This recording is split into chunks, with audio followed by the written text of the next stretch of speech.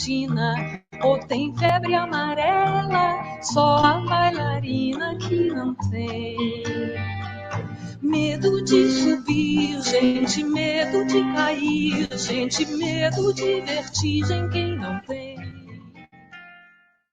Entonces, muy buenos días, muchísimas gracias por acompañarnos, bienvenidos y bienvenidas a esta pequeña actividad de hoy.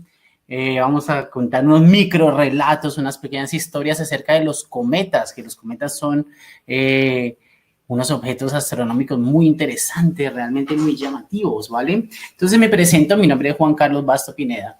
Yo soy profesor de la Universidad Industrial de Santander, profesor de las escuelas de física y de matemáticas, soy astrónomo profesional, orgulloso miembro del grupo Halley de Astronomía y Ciencias Aeroespaciales de la Universidad Industrial de Santander.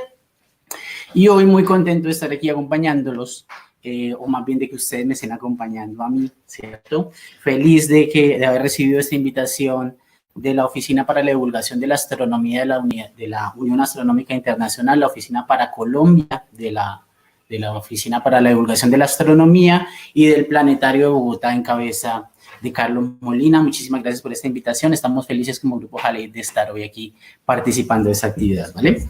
Entonces, bueno, les contaba, mi nombre es Juan Carlos Basto. Hola, Osito, ¿cómo estás? ¿Con quién hablas? Con los niños. Hay muchos niños ahí, nos están viendo. ¿Niños? Yo no veo ningún niño.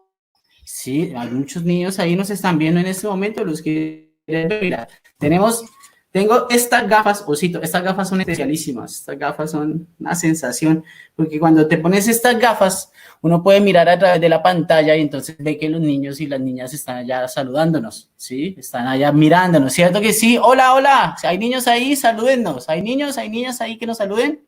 Sí, mira que hay un montón, Osito, ¿quieres ver? ¡Ah! Es verdad, hay muchos niños y hay muchas niñas. Sí, claro, hay muchos niños, hay muchas niñas, porque a las niñas les encanta la astronomía tanto como a los niños. Es algo que nos fascina a todos, niños y niñas de todas las edades, ¿verdad? Bueno, les presento a Osito. Osito nos va a acompañar también en la charla de hola. Osito nos va a acompañar. Hola. Osito, ya, cálmate, ya, Osito, por favor. Tenemos que empezar la charla, ¿sí? ¿Y qué te pasó en la cara? ¿Qué le pasó en la cara? No me pasó nada. Sí, algo te pasa. Tienes algo en la cara. Tiene algo en el rostro, ¿verdad? Sí, Osito, es pintura. Mira, es que tengo un maquillaje especial en honor a los cometas. ¿Sabes lo que es? ¿Los cometas? No, Osito, los cometas, con C, no con P, con C, cometas. ¿Cometas? Sí, Osito, los cometas. ¿Qué son los cometas? Bueno, es una pregunta que tal vez muchos de los niños y niñas que nos acompañan tengan. ¿Qué son los cometas? Porque en Colombia hace rato no tenemos la suerte de ver un cometa, ¿sabes? Pero quizás este año lo podamos hacer. Entonces, eso es lo que vamos a descubrir hoy. ¿Qué son los cometas? ¡Ah, qué genial! Me gusta. Sí, a todos nos gustan los cometas. Entonces, ahorita vas a entender mejor por qué tengo este maquillaje, ¿vale? Pero para empezar la introducción, para contarles lo que son los cometas, quiero comenzar por una historia. Y es una historia que le pasó a la mamá de mi mamá. Sí, una señora que ya vivió hace tiempo, vivió el siglo pasado. Esa es una historia que le pasó hace más de 100 años.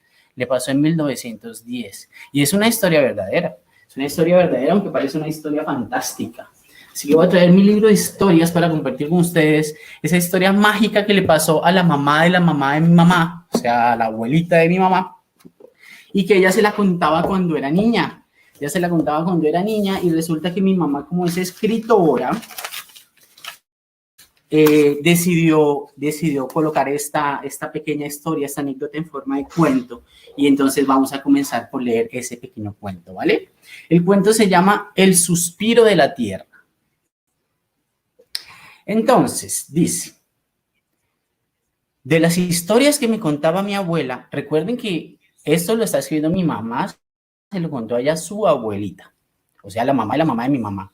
La mamá de la mamá de la mamá. Sí, Osito, así es. De las historias que me contaba mi abuela, hay una especial que permanece entre los mejores recuerdos de mi infancia. Eran los primeros años del siglo y yo era muy pequeña. Mi vida transcurría feliz entre las montañas donde vivía junto a mi familia. Nos rodeaba la naturaleza por todas partes. Enormes árboles se regaban más allá del prado que circundaba la casa. Mi padre trabajaba en las labores del campo y mi madre y los hijos colaborábamos en todas las demás tareas. A mis hermanos y a mí nos correspondía traer agua de la quebrada para cocinar. La traíamos en una olla que colgábamos de su manija en un palo y cargábamos entre dos. A eso de las 3 de la tarde bajábamos a la quebrada y luego nos bañábamos en sus aguas cristalinas, repletas de pececitos. Nos tendíamos después a descubrir formas en las nubes y volvíamos a casa después del atardecer, cuando ya las primeras sombras de la noche empezaban a oscurecer el cielo. Una de esas tardes sucedió algo muy hermoso. Eran apenas como las 3. ¿Las 3? Sí, Osito, eran las 3. Eran apenas como las 3 y nosotros estábamos felices, jugando y bañándonos en medio de la quebrada. De pronto vimos aparecer en el cielo una enorme bola que se desplazaba muy despacio, una bola de luz que viajaba por encima de la quebrada. ¡Oh, qué miedo! No, Osito, no da miedo, era hermosa, mira, escucha. Tenía una cola larguísima, llena de vapores de distintos colores. Era algo así como un arco iris, y dentro de esa cola brillaban muchísimos puntitos de luz, como pequeñas estrellitas que se movían en todas direcciones dentro de esa cola interminable. Al principio tuvimos mucho miedo, ¿ves? Ellos también sintieron miedo, pero después se dieron cuenta de lo linda que era, porque esa colorida fiesta de vapores estaba tan cerca que parecía que se iba a meter en el agua. Nos salimos de la quebrada y nos sentamos en la arena a contemplar ese espectáculo de luces. La bola de luz parecía haberse detenido para saludarnos. O tal vez el tiempo era el que se había detenido. Empecé a ver que mis hermanos se iban tendiendo sobre la arena y se quedaban dormidos. Me levanté y me acerqué más a ese arco iris que se alargaba y extendía hasta el infinito. Miré la bola de luz y el resplandor me cegó. «Acércate», escuché que me decía una voz que venía de la esfera de luz. Obedecí sin pensar. Caminé hacia aquel rayo de luz que se me había acercado y sentí que me elevaba en un remolino de chispas de colores. En aquel momento, aquella estrella, porque eso era, o así la veíamos nosotros, como una estrella, tenía una inmensa cola y se elevó de nuevo, llevándome hacia lo más profundo del cielo. Miré hacia abajo y vi cómo la quebrada y mis hermanos dormidos sobre la arena se veían cada vez más pequeños hasta desaparecer. Yo bailaba en medio de aquella infinidad de puntos de luz. No sentía miedo. Miré a un lado y vi la luna. Abajo, la tierra parecía un pequeño punto azul. Ahora íbamos a gran velocidad. Pasamos cerca de muchos planetas y nos acercábamos de pronto al sol. Un suave viento nos desvió y continuamos el camino. Seguimos más allá del sol y pasamos cerca de miles de esferas luminosas y de lugares negros. Yo estaba maravillada con aquel viaje que tanto había imaginado. En las noches repletas de estrellas en que me acostaba en el corredor de la casa a contemplar el cielo. «Despierta, hija». «Oh, estaba dormida». «Sí, estaba dormida, Osito». «Despierta, hija». Escuché que decía mi padre. Abrí los ojos y me vi tendida al lado de la quebrada. Mis hermanos también dormían. Allí en el cielo, sin embargo, seguía esa enorme estrella con su cola de colores. Mi padre era un campesino sin mucha ilustración. No sabía cómo explicar aquel fenómeno natural. Para tranquilizarnos, nos dijo que aquello era un suspiro de la tierra, que la tierra estaba enamorada de la luna y siempre que pensaba en ella le salían suspiros que no podía controlar. La tierra había de estar realmente muy enamorada, porque ese suspiro siguió apareciendo todas las tardes y todas las noches y todas las tardes y todas las noches durante muchos días. Finalmente, un día no regresó. ¡Qué lindo! ¿Ves? Te dije que los cometas son hermosos. Los cometas son muy lindos. Pero ahora, ¿sabes? Uno se preguntará, ¿será que la abuelita se imaginó todo eso? ¿Fantasía o realidad? ¿Ustedes qué dicen? ¿Cuál es su teoría? ¿Fantasía o realidad? Pues déjenme contarles que los cometas son reales. Son estrellas que aparecen de repente. Aparecen de repente en el cielo y son muy especiales, diferentes a las otras porque tienen una cola enorme que va detrás de ellas o a veces delante. Y viajan por el cielo moviéndose en medio de las otras estrellas a lo largo de varios días y noches. En el pasado han existido cometas que han durado meses atravesando el cielo, siendo visibles, otros solamente un par de días, hasta que luego de repente desaparecen. Déjenme compartirles un pequeño video que hice muy cortito para transmitir un poco más de esa sensación. Como yo imagino que la mamá de mi mamá sintió ese espectáculo y cómo ha llegado a mí después de haber pasado esta historia por varias generaciones, ¿vale? Entonces les voy a compartir un video de 1 minutito que hice la noche sobre el particular.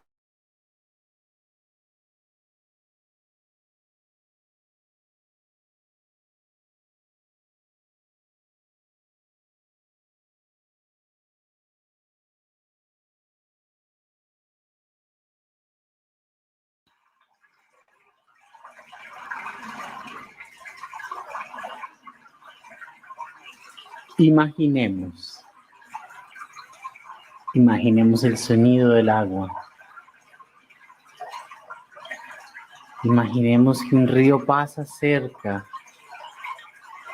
Hemos estado toda la tarde jugando en el río, corriendo a su alrededor, sumergiéndose en sus aguas. Imaginemos que estamos así de felices y libres, corriendo en el campo, escuchando todo el tiempo el sonido del río.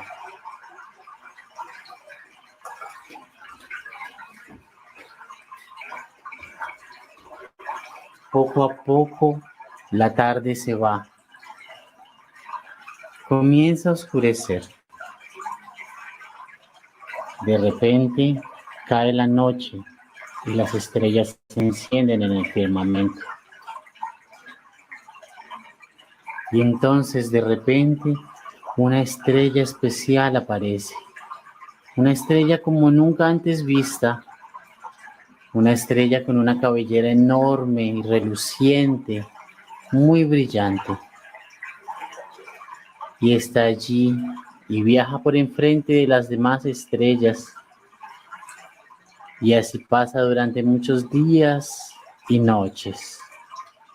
Durante muchos días y noches.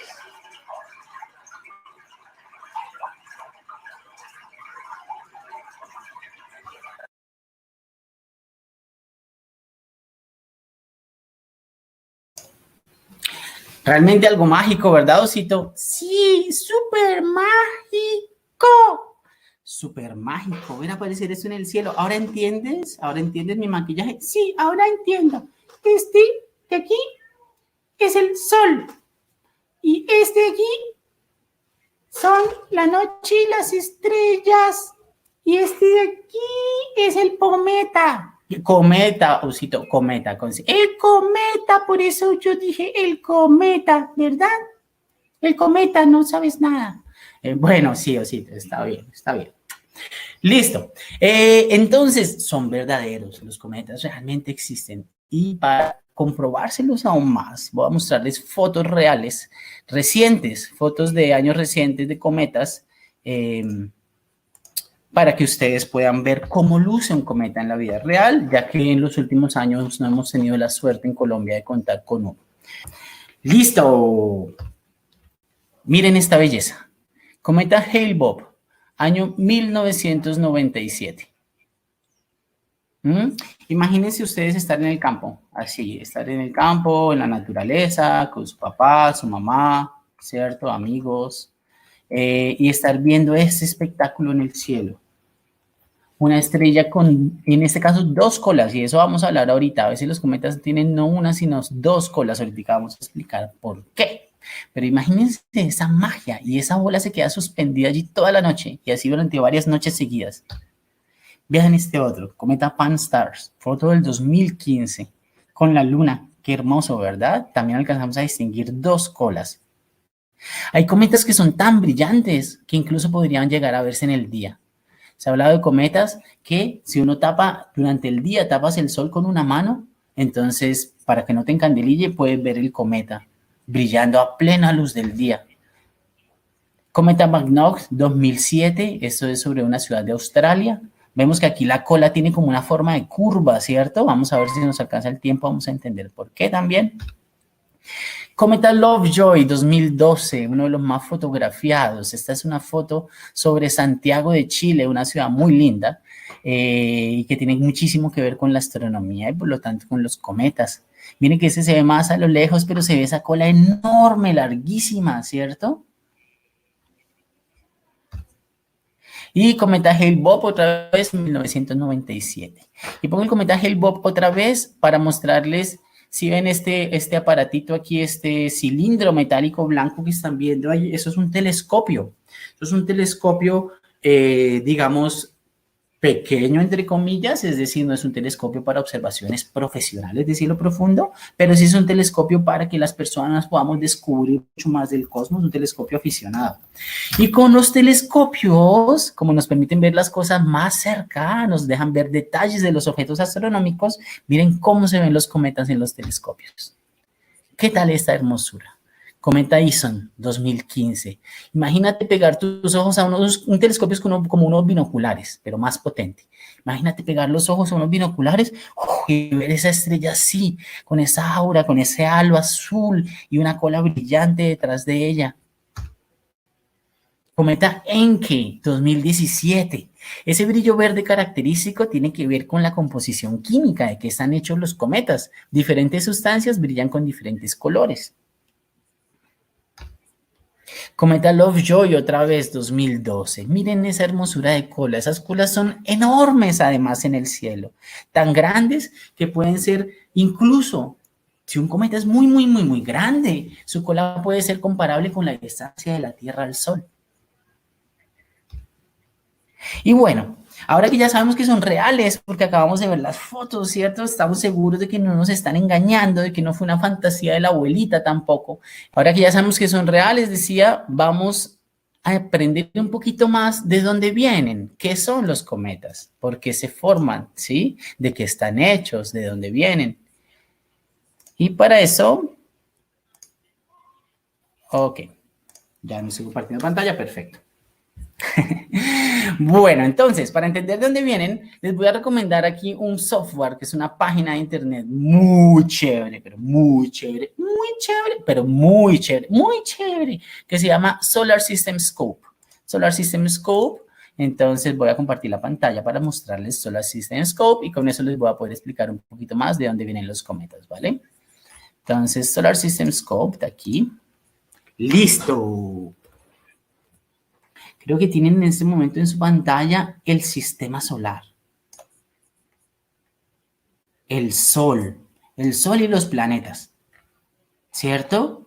A ver, vamos a darle play. Aquí podemos jugar con un montón de cosas. Miren el sistema solar en movimiento. Este es el Sol. Aquí están los planetas más cercanos al Sol, que son Mercurio, Venus, la Tierra. Miren el planeta Tierra. ¿Ven que está la lunita dándonos vueltas también? Claro, aquí estamos viendo todo en cámara rápida para que sea más dinámico.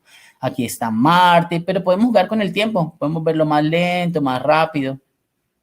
Por ejemplo, aquí lo voy a ver más lento, solo para entender un poco mejor cómo funciona. Miren, la Tierra está girando. La mitad de la Tierra que da hacia el Sol está de día. La mitad que está en la parte de atrás sería la gente que está de noche en este momento.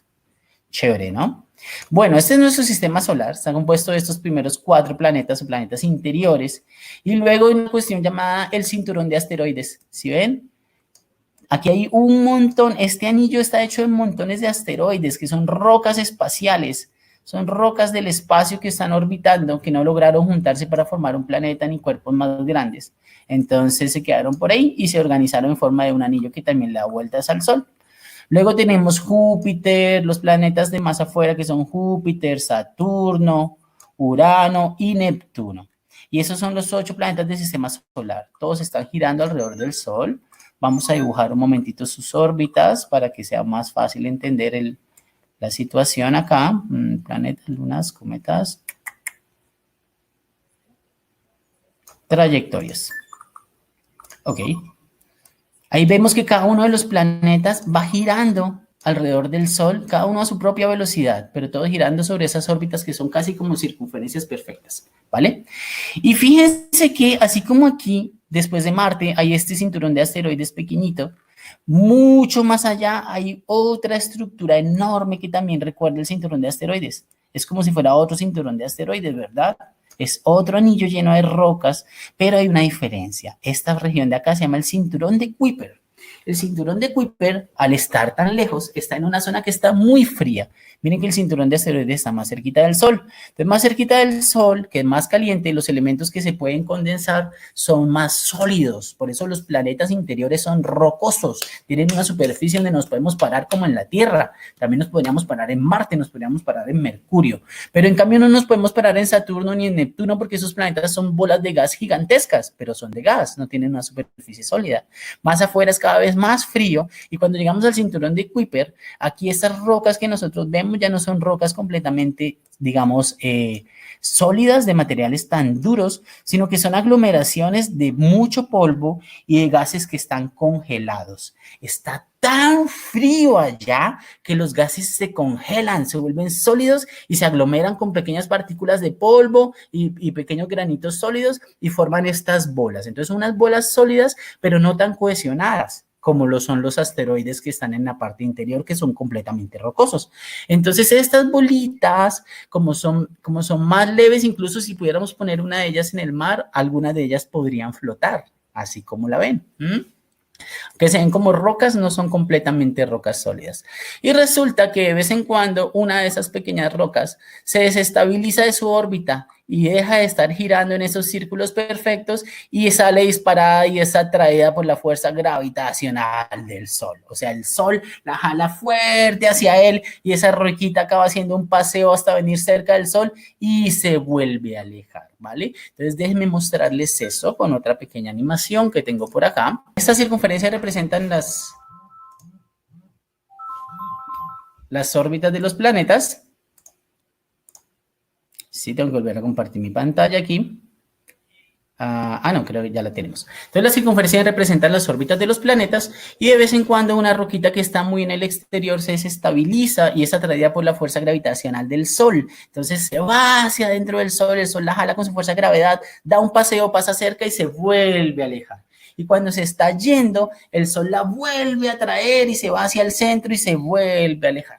Y esos son los cometas, ¿vale? Entonces, los cometas son esas pequeñas bolas, esas rocas que tienen en su interior gas y polvo, ¿listo? Gas que está congelado y que está muy lejos por allá donde hace mucho frío. Por eso el gas puede estar congelado. Pero entonces, ahora vamos a pensar qué le ocurre a esta roca de gas y polvo congelados a medida que esa roca se desestabiliza y hace un viaje que viene hacia cerca del Sol, hacia dentro del Sol. A medida que se acerca al Sol, la roca se empieza a calentar y al calentarse, los gases ya dejan de estar congelados, los gases empiezan a liberarse, empiezan a formar como una pequeña aura, como un pequeño halo alrededor, y eso es lo que vemos brillar. Esa primera zona se llama la coma. Pero además de eso, esos gases congelados son empujados por el viento del Sol. El Sol produce algo que llamamos el viento solar, pero no es el viento así exactamente como aquí en la Tierra, es algo parecido, son chorros de partículas que salen despedidas del Sol y van viajando por el espacio. Entonces, esos chorros de partículas del viento solar, los mismos fotones, o sea, la luz del Sol, impactan esas partículas de gas que se van desprendiendo del núcleo del cometa, ¿ya? Y además de eso, el Sol tiene también un campo magnético, que es como la fuerza de un imán, que actúa con esas partículas que se van desprendiendo del núcleo del cometa a medida que se van sublimando, o sea, se van volviendo gas otra vez, y ahí es cuando empieza a aparecer la cola, ¿vale? Entonces, ahí es cuando tenemos el fenómeno del cometa. Una vez que el gas se sublima y el viento del sol, el viento estelar, interactúa con este gas, empieza a empujarlo hacia atrás y va dejando esta cola en la parte posterior del cometa. ¿Salió, vale?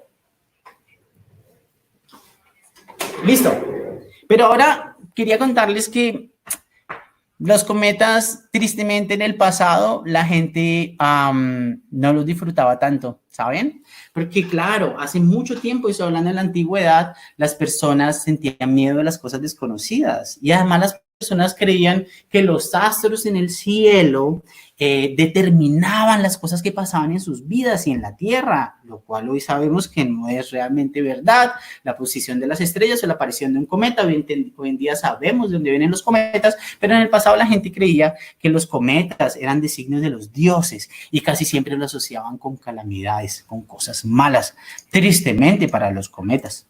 Entonces, les quiero mostrar, les quiero compartir algunas imágenes que ilustran cómo era esa visión en la antigüedad sobre lunas, ¿vale?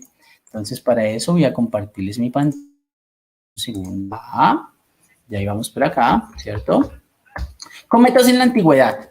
Los cometas los conoce el hombre, el ser humano, desde que existimos como seres humanos, porque siempre han estado presentes, siempre han estado yendo y viniendo desde los confines del sistema solar y vienen a visitarnos. Pero su cola y su brillo solo aparecen cuando se acercan al Sol, por lo que se empiezan a calentar y los gases son liberados, ¿vale? Aquí tenemos algunas representaciones de la Edad Media europea. Miren que están asociados aquí abajo, hay como unas guerras, unas tormentas. A un cometa se le echó la culpa, por ejemplo, de la peste. La peste fue algo que sucedió hace cientos de años y que fue parecido a lo que nos pasa ahorita, una enfermedad que se empezó a propagar y las personas no sabían bien cómo defenderse de ella. Y le echaron la culpa a un cometa cuando los cometas no tenían nada que ver. Aquí vemos otra representación aún un poco más, digamos, que revela más el carácter que la gente tenía supersticioso sobre los cometas. Vemos 3 cometas y abajo están los 3 jinetes del apocalipsis, o sea, asociaban los cometas con la llegada del fin del mundo. Y eso pasó así en muchas culturas, no solamente en los pueblos, digamos, occidentales, por decir, griegos y los romanos y en la Edad Media europea, sino que también, por ejemplo, en la antigüedad en China, hacían la misma asociación.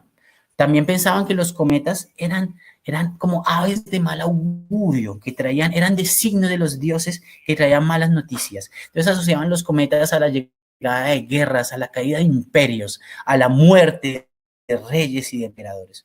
De hecho, hay una historia de un emperador en la China que llega un cometa, se encerró a reflexionar durante 3 semanas y decidió que el significado del cometa era que él tenía que renunciar. Y lo hizo, renunció. No significa que ustedes pueden renunciar entonces ahí al colegio. No, es que la profesora dijo, no, el astrónomo dijo que va a pasar un cometa, entonces debe ser que es supersticioso, pero sí son fantásticos, mágicos en el sentido de que son fenómenos naturales maravillosos. Pero la diferencia entre los astrónomos, en esa época se llamaban astrólogos, porque como la gente todavía pensaba que los astros estaban relacionados con los dioses, entonces los astrónomos y astrólogos de China, la diferencia es que ellos eran muy juiciosos. Aún si pensaban que eran designios de los dioses, ellos eran muy juiciosos y llevaban registros muy completos. Les voy a leer lo que dice aquí. No, mentiras, yo no sé leer mandarín, pero son registros muy detallados de más de 1000 cometas, porque los cometas no son algo infrecuente, ellos están pasando todo el tiempo. Lo que pasa es que no siempre son suficientemente brillantes para que los podamos ver. Pero miren, por ejemplo, aquí hay otros registros de cometas de la antigua China, y fíjense que los dibujos no son iguales, porque las colas de los cometas no son siempre todas iguales. Pueden cambiar un poco de acuerdo a su trayectoria, de acuerdo a su composición química, de acuerdo a su composición física, o sea, qué tan compactos estén, por ejemplo, y también de acuerdo a la actividad solar, si el viento solar es más intenso o si el viento solar está más suavecito, todo eso va a influenciar en la forma como vemos la cola de los cometas. Por eso en la antigua China tenían muchos nombres distintos de acuerdo a la forma que yo les veía. ¿Pueden leer los nombres? Pero, Osito, yo no sé leer el mandarín. Lee los nombres, por favor, léelos. Pues bien, pidámosle a los niños que sí pueden leer los nombres. Ponte las gafas para que veas a los niños y diles, mi niños, ¿pueden tratar de leer los nombres? O si no, que los papitos están, los papitos pueden leer los nombres para los niños, por favor, por favor, por favor. Bueno, sí, ante la insistencia, espero que estén leyendo los nombres. Yo lo voy a intentar también. A ver. Beijing, Tianjin, Xuxing, Wixing, Fengxing, Shaoxing, Changxing. ¿Qué tal mi china? ¿Cómo lo? Bueno. Y también en América, a lo mismo, los señores. Huitzilopochtli esto es Nahuatl. Ese es el idioma Nahuatl, que era el idioma propio del imperio azteca, los indígenas que habitaban en la zona de México y que era un imperio enorme, muy desarrollado, tal vez lo más desarrollado junto con los incas y antes de ellos los mayas. Entonces construían ciudades súper bien diseñadas, sabían de arquitectura, sabían de astronomía, sabían de matemáticas, sabían de muchas cosas, pero todavía tenían esa noción de la antigüedad de que los astros estaban relacionados con la historia de la vida de los hombres y de las mujeres en la Tierra. Entonces esta historia en particular, aquí hay una que es muy famosa. Les cuento, el personaje de la derecha, Huitzilopochtli, ven, también se lee el Nahuatl, ¿cómo lo ven? Huitzilopochtli significa colibrí azul, y ese colibrí azul es de la guerra, ¿vale? Y al otro lado está Moctezuma. Moctezuma no era un dios, sino que fue un ser humano de carne y hueso, era el emperador de los aztecas, con tan mala suerte que era el emperador en la época en la que llegaron los españoles al proceso de conquista y bueno, derrotaron a los aztecas y se apoderaron de todo su territorio, de todos sus bienes, ¿no? Entonces resulta que hay historias muy curiosas, como pasaron tantos cometas y han pasado y siguen pasando y seguirán. Hay historias muy curiosas donde sí coinciden los cometas con algunos hechos. Por ejemplo, 3 años antes de la llegada de los españoles a México, un cometa muy brillante, muy brillante, muy brillante, muy brillante. Y había un niño que trabajaba en la corte de Moctezuma, que ese chico era supuestamente una encarnación de Huitzilopochtli, por eso Huitzilopochtli está ahí. Y esta encarnación de Huitzilopochtli, una noche este chico tenía ganas de hacer pis y se levantó a la mitad de la noche y de repente vio que había una luz brillante en el cielo. Y se lo dijo a todos los guardias que estaban con él y todos pasaron la noche viendo la luz. Y al día siguiente, a primera hora, Moctezuma se enteró del hecho. Y Moctezuma esa misma noche se quedó pendiente en vela, él mismo observando el cielo y descubrió que estaba allí esa luz que había salido de la nada de repente, con un brillo misterioso y estuvo toda la noche. Pero ¿saben cuál fue la reacción de Moctezuma? ¿Cuál? No sé, dime. La reacción de Moctezuma fue ponerse, muy nervioso. ¿Tenía miedo? Sí, tenía miedo porque pensaba que el cometa traía malas noticias y se puso furioso con sus astrónomos y astrólogos porque cómo era posible que no se habían dado cuenta antes y para eso les pagaban, ese era su trabajo, estar pendiente de todo lo que ocurría en el cielo y ellos no se habían dado cuenta. Entonces Moctezuma, ¿sabes lo que hizo? Ay, Moctezuma también fue muy cruel porque los condenó a morir. Dijo que no hacían bien su trabajo y que merecían el peor castigo. Pero claro, era porque Moctezuma estaba muy asustado, pobrecito. Entonces, como los astrólogos no se habían dado cuenta, entonces él mandó a llamar a su amigo, que era el rey de Texcoco. Texcoco era otra ciudad donde vivía Moctezuma, que era la capital del imperio, se llamaba Tenochtitlán, y es donde hoy se dirige Ciudad de México. Entonces llamó al rey de Texcoco para que le ayudara a interpretar, porque el rey de Texcoco era muy sabido, era muy conocedor de los misterios del cielo y de los astros. Entonces el rey de Texcoco le dijo: amigo, querido amigo, hermano, emperador, lamento decirte que el fin de tu imperio ha llegado, que terribles noticias vienen para toda nuestra gente y para todas nuestras tierras y que esta será la última vez que nos veamos. Y partió con dolor. Y Moctezuma se quedó muy triste, muy preocupado sin saber qué hacer. Contrató un nuevo equipo de astrónomos y astrólogos, pero ellos no hicieron más que confirmar la noticia que le había dicho el rey de Texcoco. Entonces aquí tenemos un grabado de la época de la colonia, donde se muestra a Moctezuma observando ese gran cometa que pasó. Dio la triste y terrible coincidencia de que 3 años más adelante llegó el ejército de Hernán Cortés con su ejército y pusieron militarmente encima de los aztecas, realmente con muchas estrategias. Los aztecas eran un imperio muy bien parado. Bueno, Hernán Cortés utilizó muchas tácticas también políticas, usando pueblos enemigos de los aztecas para que se unieran a él, etcétera, y logró derrumbar el imperio, y ese fue el fin del imperio azteca. Pero no es nada más que una gran coincidencia, no es nada más que una gran coincidencia. Hoy sabemos que los cometas realmente no influyen en nuestra suerte. ¿Y cómo sabemos o cómo pasamos a descubrir, cómo descubrieron los seres humanos que los cometas, qué eran, de dónde venían? Bueno, aquí tiene un papel muy relevante el cometa Halley. Y el cometa Halley es el cometa que le da nombre a nuestro grupo de astronomía, que es el grupo Halley. Y el cometa Halley es uno de los más impresionantes. ¿Saben por qué? No es el más brillante que ha habido, pero sí es muy brillante porque tiene un núcleo que es muy grande y muy sólido, y eso hace que el cometa Halley haya podido sobrevivir muchos viajes, porque a veces los cometas en su viaje cerca del Sol se evaporan tanto que se pueden fragmentar, y hasta ahí fue el cometa y se acaban. No aguantan infinitos viajes, pero el cometa Halley ha aguantado muchos. Se cree que el cometa Halley, que pasa cada 76 años, está viajando por nuestro sistema solar desde hace más de 1000 años, porque están los registros de los chinos. Les dije, los chinos eran muy organizados, y con eso hemos podido ir desempolvando la historia antigua. Hemos descubierto, uy, este cometa que pasó en tal año era del Halley, y este también, y este también. Y por eso tenemos ahora como esa historia tan completa de lo que ha sido el itinerario de este cometa. Pero entonces les decía que este cometa fue fundamental para entenderlos.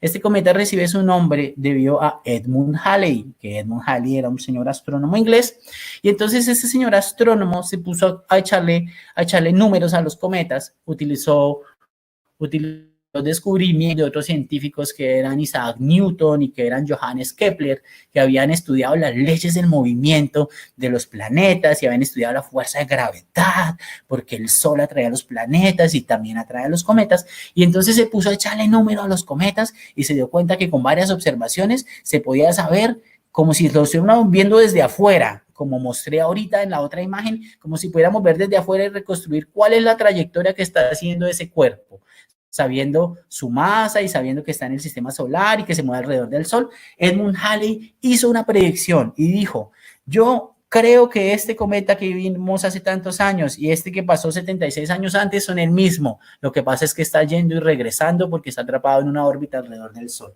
Hizo esa predicción y predijo que volvería a pasar en un año determinado. Y ese año, exactamente en el mes de marzo, que fue cuando Halley lo predijo, el cometa Halley regresó.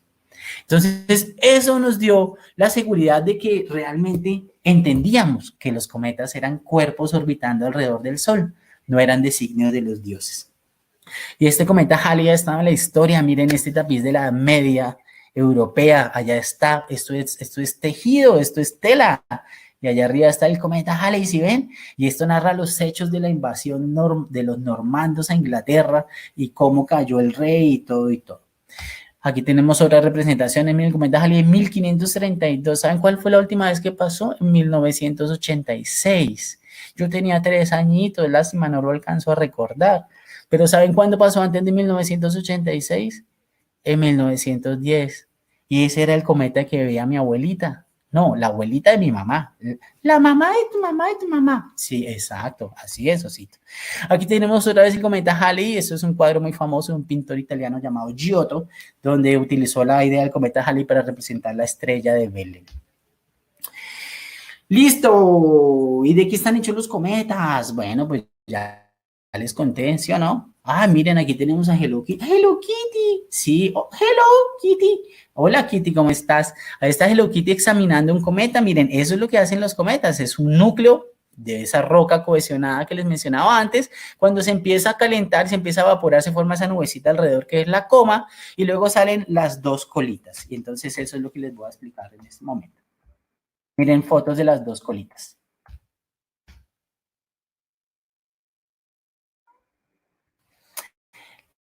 Listo. Entonces, las 2 colitas de que vienen. ¿Dónde está mi cometa? Aquí. Yo antes de un experimento peligroso siempre uso todas las medidas de seguridad. Vamos a protegernos. Aquí no sea que este cometa de pronto explote y debemos explotar. Entonces tenemos nuestro cometa que viene acercándose al Sol. Cuando se calienta salen gases, pero se desprenden dos tipos de partículas. Partículas gaseosas o vapor, pero también granitos de polvo. ¿Listo? Entonces las partículas gaseosas, ellas son muy susceptibles, están ionizadas, decimos en ciencias. Están ionizadas y por eso interactúan con el viento solar, con las partículas que salen del Sol y con el campo magnético del Sol, y ese viento solar empuja esa cola de gas y la empuja siempre hacia atrás. Esa cola de gas siempre la vamos a ver como si saliera del Sol en esta dirección. Si el cometa va hacia el Sol, la cola queda detrás. Pero si el cometa, por ejemplo, se estuviera moviendo de lado, la cola de todas maneras siempre está apuntando hacia el Sol. Porque es el viento solar el que la genera. No es como que corremos y algo se queda detrás de nosotros. No, en realidad, por ejemplo, cuando el cometa se aleja, si se está alejando, no se va a alejar así, porque el viento solar va a empujar la cola y la va a empujar tanto que la cola va a quedar adelante del cometa. Entonces, un cometa alejándose del Sol se ve así. ¿Listo? Y acercándose al Sol se ve así. Esa es la primera cometa, la de gas. Y la segunda cometa está hecha de partículas de polvo. Entonces las partículas de polvo son más pesaditas y el viento solar no las puede empujar tan fácil. Entonces las partículas de polvo, más bien lo que pasa es que si el cometa, por ejemplo, está haciendo esta trayectoria, las partículas de polvo van quedando detrás de él como formando un trazo del recorrido que el cometa lleva. Algo como cuando tomamos una manguera de agua, si tomamos una manguera de agua empezamos a girar, las gotas de agua que van a quedar cayendo en el aire van a quedar formando como una curvita. Esa curvita es la inercia con la que se está moviendo el cometa, es el movimiento que el cometa trae, va a quedar impreso en la segunda cola, que es la cola formada por las partículas de polvo, ¿vale? Listo, me quedan unos minuticos, entonces ahora quiero contarles la última historia. La última historia es maravillosa. Porque no nos vamos a quedar con las historias tristes de Tenochtitlán, Moctezuma, ¿cierto? Y las catástrofes supuestas que le echaban la culpa a los cometas. Una historia moderna y Philae. Les presento a Rosetta. Rosetta es... Uy, miren, aquí está Rosetta volando. Rosetta... Una decimos... Y Rosetta lleva un pequeño amiguito, un hermanito que es Philae, que es este módulo. Y Rosetta y Philae, Agencia Espacial Europea, la ESA. La Agencia Espacial Europea hace cosas increíbles y entre esas cosas increíbles diseñaron que fue lanzada en el año 2004. ¿Y saben cuál era el objetivo de esta misión? El objetivo de esta misión era volar muy cerca de un cometa hasta alcanzarlo y luego Philae tenía que saltar, ¡pa! Y quedar parado encima del cometa. ¿Listo? Philae tenía que saltar en movimiento y quedar parado encima del cometa. ¿Para qué? Para aprender mucho más sobre ellos, para poder medir de qué estaban hechos, cuál era su peso, la composición química, la temperatura, cómo era su superficie, para poder entenderlos mucho mejor. ¿Y por qué queremos entender los cometas? Porque los cometas son pedacitos que sobraron, son residuos que sobraron de la formación del sistema solar primigenio. Cuando se empezó a formar el sistema solar, los planetas y todo, quedaron pedacitos sobrando muy lejos, que son los cometas. Entonces, si podemos examinar los cometas, sabremos cómo era el material original del cual se formó el sistema solar. Y una de las preguntas, por ejemplo, que han existido mucho tiempo es si los cometas son responsables, por ejemplo, de haber traído el agua a la Tierra, porque sabemos que en los cometas hay agua. En los cometas hay agua. Entonces, es una de las preguntas que se crean. Esta historia es tan increíble que yo, por favor, los súper invito a que vean a Rosetta y a Philae en YouTube. Está toda la historia de Rosetta y Philae en YouTube. Voy a mostrarles solo el primer pedacito que dura 2 minutos para que los conozcan, ¿vale? Entonces, share audio. Érase una vez. Hemos llegado ya. Bueno, creo que es este. Pero creo que me pasé. Rosetta viajó por el espacio durante 10 años a un cometa llamado 67P Churyumov-Gerasimenko. El viaje fue largo y Rosetta cayó en un profundo sueño que duró 2 años, 7 meses y 12 días. Pero el 20 de enero de 2014, con la ayuda de todos en la Tierra gritando «¡Despiértate, Rosetta!», abrió los ojos y dejó que todo el mundo supiera que estaba bien. Hubo mucha tiempo detrás de Rosetta a trabajar, comprobó su estado de salud después de un largo sueño. Pero había todavía un largo camino por recorrer para llegar al cometa, y Rosetta tenía aún mucho por hacer. No había tiempo que perder. Todos los experimentos que fueron instalados a bordo tuvieron que ser despertados, junto con el módulo de aterrizaje llamado Philae.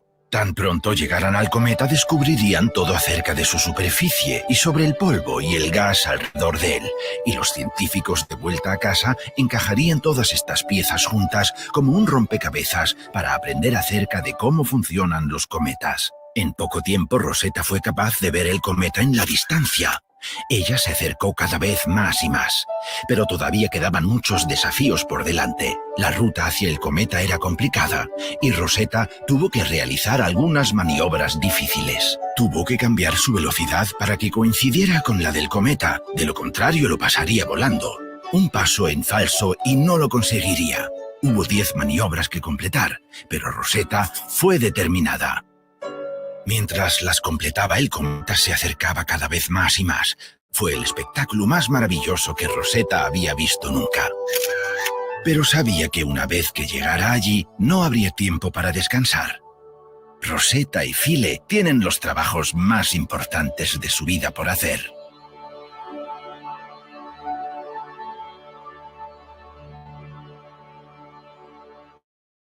Hermoso, ¿verdad? Les invito, ¿verdad?, a que vean toda la serie animada de Rosetta que hizo la Agencia Espacial Europea, porque es una maravilla, es demasiado linda.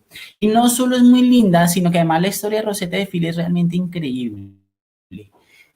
Es una sonda que fue lanzada en el año 2004. En el 2004 un cohete la puso a viajar por el sistema solar y pasó 10 años dormida, con todos sus equipos apagados. ¿Por qué? Porque tenía que economizar energía. El viaje había sido calculado para dar varias órbitas hasta irse acercando al cometa, igualar sus velocidades para que Philae pudiera saltar con seguridad.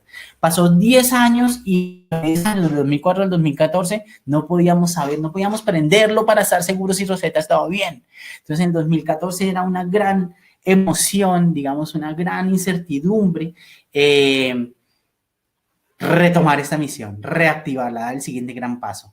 Rosetta se despertó, estaba bien, Philae se despertó, estaba bien, y luego hicieron una travesía durante más de 2 años, estuvieron siguiendo al cometa, acompañándolo, tomándole fotos de cerca, tomando muestras de su gas, tomando muestras de su superficie. Cuando se acercaron suficiente, vieron que el cometa era mucho más complicado de lo que ellos creían, la geografía del cometa y todo ese cometa era del tamaño de 4 kilómetros. O sea, eso es el tamaño de una ciudad. Para quienes estamos en Bucaramanga, en el área metropolitana, ese es el tamaño de Bucaramanga, solamente, digamos, la parte de Bucaramanga, pero eso es enorme, ¿no? Entonces, eso es toda una geografía con valles, montañas y todo, y Philae tuvo que saltar y montarse a la superficie del cometa. Entonces, les súper recomiendo esa historia. Entre las cosas que ellos descubrieron también es que, por ejemplo, el agua de la que estaba hecha Rosetta no es exactamente igual al agua de la Tierra, y eso abrió nuevos interrogantes. Entonces, bueno, como ya quedan solamente 5 minutos, creo que voy a parar por acá. Lo lamento, no nos sobró el tiempo para preguntas, pero si de pronto hay el interés y vemos que mucha gente quiere tener otro espacio, podemos abrir un espacio alternativo la próxima semana para una sesión, o no, esta misma semana de pronto para una sesión de preguntas. Entonces, estén pendientes. Síganos al Complejo Astronómico Halley-Weiss, así nos encuentran en Facebook, Complejo Astronómico Halley-Weiss, para que se enteren de todas las actividades que estamos programando también para ustedes. Un saludo a todos los miembros de la RAC, que es la Red de Astronomía de Colombia, Astrónomos de Colombia. Muchos grupos maravillosos de todo el país han estado súper activos proponiendo muchas actividades para ayudarnos a sobrellevar este tiempo de pandemia que no es fácil para nadie, ¿sí? Para ustedes, niños, para ustedes, niñas, son unos valientes y son unos duros y muy bien lo están haciendo. Tenemos que tener paciencia y todo esto se va a acabar en un momento porque todo se acaba. Así que tranquilidad. Un saludo de nuevo entonces a la RAC. muchísimas gracias a la Oficina para la Divulgación de la Astronomía de la IAU en Colombia y al Planetario Bogotá, Distrital de Bogotá, por habernos hecho la invitación. Y bueno, mil gracias a ustedes, sobre todo, que son los protagonistas y los que hacen posibles estos espacios. Entonces, si quieren seguir en contacto, escríbanos por redes y todo, y buscamos un espacio para seguir conversando y para que sigan acompañando las demás actividades que organizamos como Grupo Halley. Mientras tanto, recuerden que, y les voy a compartir aquí la página, recuerden que esta actividad que acabamos de realizar hace parte del Festival de Astronomía Digital Colombia. Listo, una actividad grande a nivel nacional. Aquí está la página ideartes.gov.co/es/noticias/Festival de Astronomía Digital Colombia, con guioncitos. Más fácil, simplemente googleen Festival de Astronomía Digital Colombia, que ahí la encuentran de una, y aquí encuentran toda la programación para el. Entonces, por lo que veo, a continuación tenemos 11 a.m., Enseñanza de Astronomía, Retos y Desafíos Modernos, responsable licenciatura en Ciencias Naturales de la Universidad de La Sabana. Y luego tenemos programación a las 12, a la 1, a las 2, a las 3 y así hasta las 8 de la noche. A las 8 de la noche hay este último conversatorio que va a estar genial, organizado por el grupo Macondo de Astronomía. Vamos a tener un conversatorio con varios astrónomos profesionales, incluyendo una querida amiga, Lauren Flor, un saludo, un amigo muy querido también, Oscar Barragán, un mexicano que es postdoc en Oxford y que trabaja con la cuestión de exoplanetas, científicos, astrónomos profesionales 1A y grandes personas. Entonces, en compañía de otros 3 panelistas, que ahorita no recuerdo, perdón, pero vamos a tener ahí gente de top, ¿sí? De primera línea, investigadores, conocedores de la astronomía y amantes de la divulgación de la astronomía, que van a estar charlando sobre el legado del telescopio espacial Hubble. Así que, bueno, invitadísimos a toda la programación. Recuerden, de aquí hasta las 8 de la noche tenemos programa para todo el día. ¿Listo?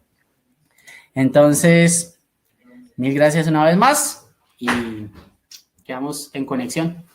Chao. Ay, no se olviden, se me olvidó, muy importante, hay un cometa que se llama SWAN. SWAN significa cisne. Este cometa SWAN, cisne, va a ser visible a ojo desnudo. El problema desde Colombia es que nos toca mirar hacia las 5 de la mañana, muy temprano, justo antes de que amanezca, y en dirección al este, por donde sale el sol.